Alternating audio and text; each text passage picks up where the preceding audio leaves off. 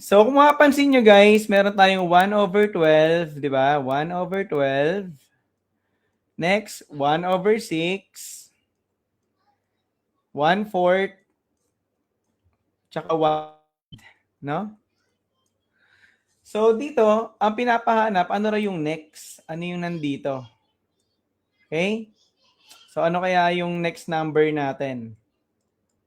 Yan. So, para ma-solve yan, ang gawin natin, kailangan yung denominator ng mga nandito pare-parehas. Ano bang LCD ng 12, 6, 4, and 3? Ang LCD nila ay 12.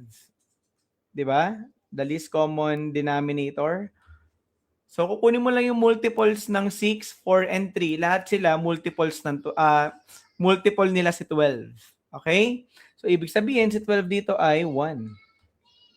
Ngayon, in terms of 12, ano ba yung numerator nung 6, 4, and 3? Ano kaya yung bago nilang numerators? Tignan nyo kung paano gagawin.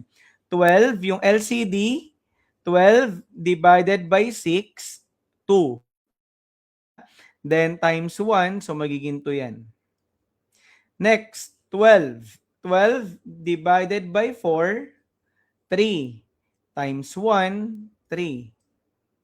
Next, 12 divided by 3, 4. Times 1, 4. Kung ang 1/6 pala ay 2/12, kung ang 1/4 ay 3/12, at ang 1/3 ay 4/12, ano kaya yung next? So, 1, 2, 3, 4. Siyempre, ang next natin 5 and then over 12. So, ang tamang sagot, letter D. Yan.